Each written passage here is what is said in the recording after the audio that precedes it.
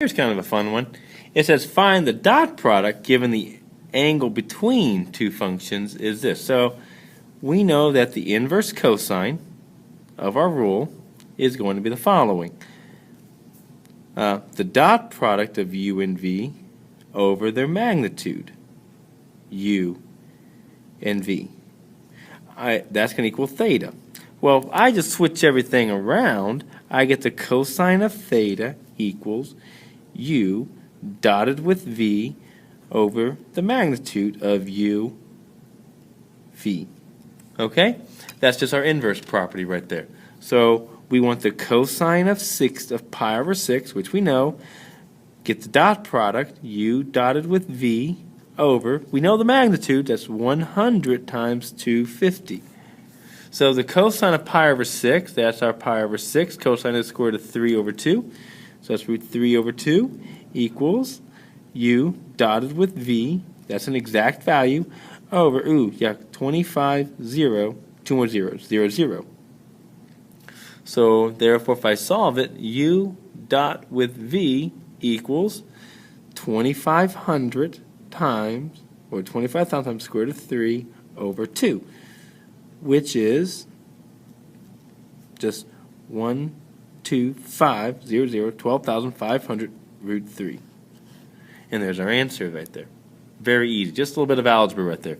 This is kind of a big one. You'll probably see this one again on your test, so make sure you know that one. All right, let's take parallel and orthogonal. Now, orthogonal is going to be a little bit new for us. But parallel we already know. Parallel, we know that they have to be traveling in the same direction. And let's say we have vector v being the following. Let's say it is the vector 2, 5. Well, give me another vector u that has it in the same direction. Well, think slope. This is my change in y over change in x. My change in y is 5, my change in x is 2. So if I can do just something along with the same ratio, it could be 10 over here and 4 right here. So these are traveling the same direction. Now orthogonal, this means that two vectors form a right angle. In other words, they're 90 degrees. So what we're going to do today is how do we define orthogonal vectors. Now parallel, of course, when the slopes are the same. We're going to check their slopes. Orthogonal, are we going to say when their dot product is equal to 0. So if the dot product is equal to 0, therefore they are two vectors that form 90 degrees. And if I want to take a look here, determine their vector are parallel, orthogonal, or neither. So the first thing I'm going to do is check parallel.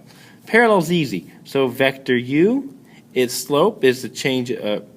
Its slope change in y over change in x, 5 over negative 3. Vector v, its slope, delta y over delta x, is negative 10 over negative 6.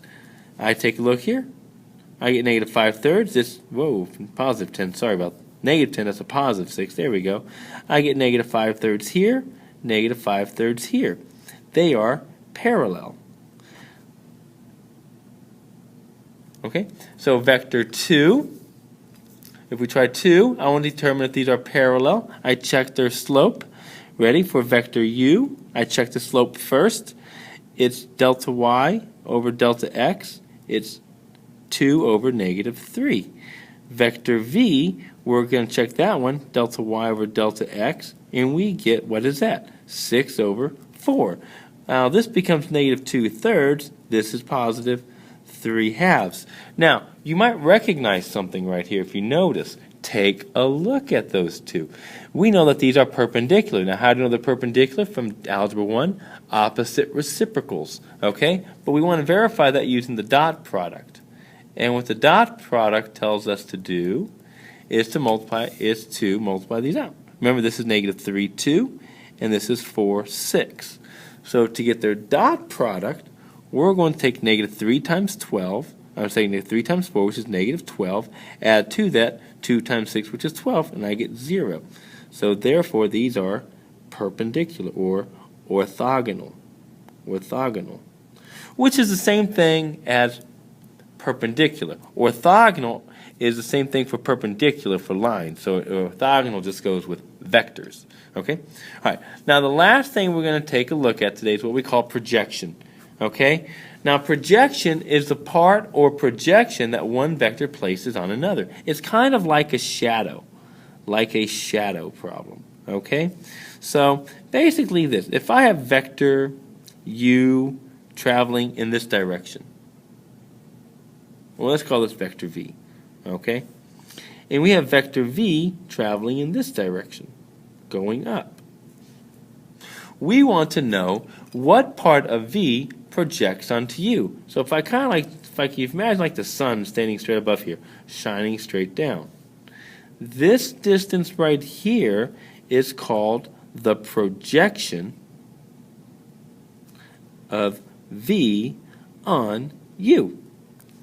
That little part is what we're going to look to find. And there's a formula for it.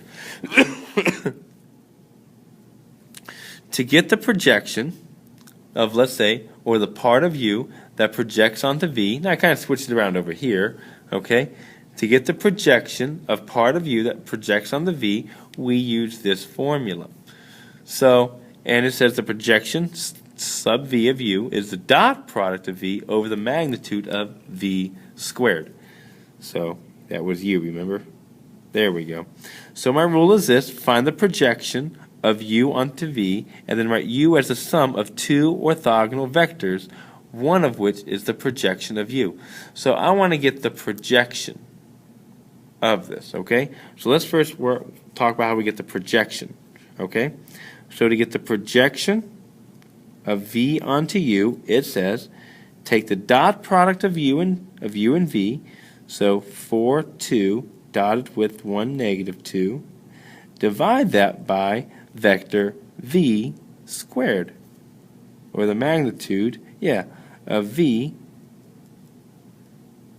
squared. And that's not bad to do.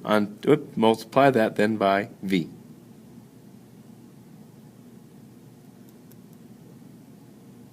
So this is just going to give me a number. So if we take this, this becomes 4 minus 4. Oh, wow, that's kind of lame. That gives us 0, huh? Over,